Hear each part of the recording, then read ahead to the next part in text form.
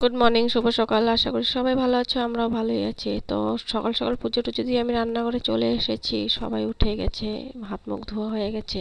তো নাস্তা করার জন্য বসে আছি, একটু তাড়াতাড়ি করছি আমি।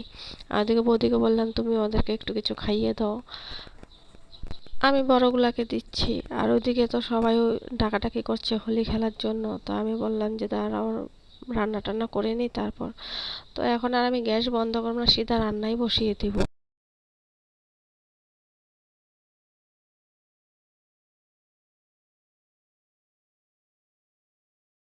তো বাচ্চাগুলোকে খাওয়া দাওয়া করিয়ে দিয়েছে বৌদি, আর বৌদি ওদিকে স্নান করতে চলে গেছে। আর পুচকিটা এখানে খেলাধুলা করছে। তো ওকে একটা চকলেট বের করে দিলাম, ও খাচ্ছে ওটা দাঁড়িয়ে দাঁড়িয়ে। আর বাইরে বাচ্চাগুলো খেলছে। তো আমি একবার কি করছি, বাইরে আসছি, ওদেরকে দেখছি, আবার রান্নাঘরে গিয়ে রান্না করছি। এদিকে দেখো এগুলো তামসা, গান বাজিয়ে নিয়ে ওরা নাচানাচি করছে।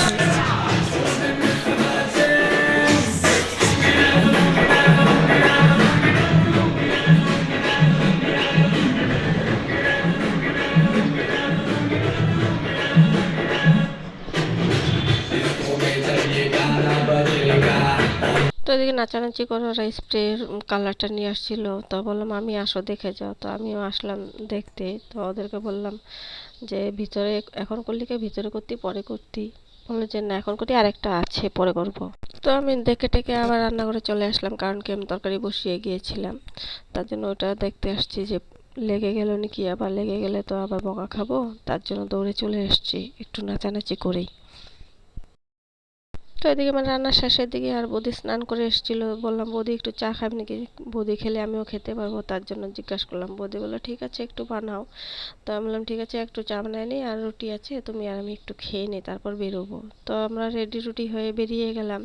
তো প্রথমে আমাদের উঠানেই আমরা খেলাখেলি করছি।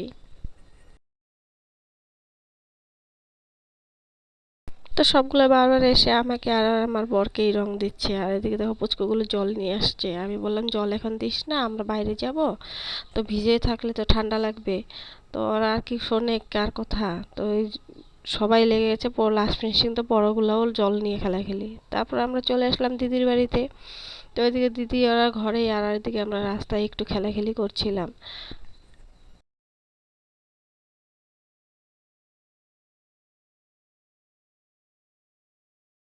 তো রং টং খেলে আমরা ঘরে চলে এসেছি, কারণ কি আমরা হেঁটে হেঁটে এসেছি, আর ওরা গাড়ি নিয়ে আসছে। এতগুলো তো আর দুইটা গাড়িতে হবে না। তো ঘরে এসে আর একটা বাকি ছিল, তো ওইটাও ভাগ্নে বললো মামি আরেকটা তো আছে, ওইটা জ্বালিয়ে নি দাঁড়াও। তো আমি বললাম ঠিক আছে তাড়াতাড়ি কর, আর চান করতে চল, 5টা বেজে গেছে, নাহলে আবার ঠান্ডা লাগবে, তো ওর মা বকবে। তো এদিকে দেখো ও আবার এটা জ্বালিয়ে নিল, আমরা আর একটু ফুর্তি করে নিলাম। তো হোলি তো শেষ, আর তো নেই। আবার হবে পরের বছর, তো 1 বছর আবার বসে থাকতে হবে।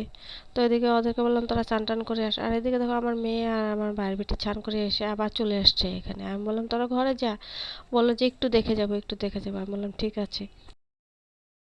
তো চান টান করে খেয়ে দিয়ে সব ঘুমিয়ে পড়েছে, কারণ কি সব টায়ার্ড হয়ে গেছে। আর বাচ্চাগুলো তো সকাল 9টা থেকেই লেগে গেছিলো খেলতে।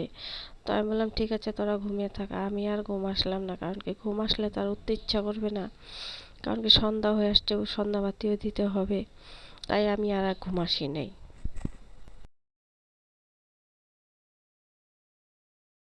তো ওদিকে বড়গুলোকে খাওয়া দিয়ে দিয়েছি, আর বৌদি ছোটগুলোকে খাওয়াচ্ছে। তো আমি বললাম যে আমি রান্নাঘরটা একটু গুছিয়ে আসি, একটু পরিষ্কার করে আসি, তাহলে একটু তাড়াতাড়ি হয়ে যাবে। তো ওদের খাওয়া হয়ে গেলে আমি আর বৌদি বসবো। তো ওদিকে বাচ্চাগুলোর হয়ে গেছে, আমি আর বৌদি বসবো। তো পরের ব্লগে আবার দেখা হবে তোমাদের সাথে। ভালো লাগলে লাইক করে দিও, সাবস্ক্রাইব করে দিও, কমেন্টে জানিও। Tata, bye bye, good night.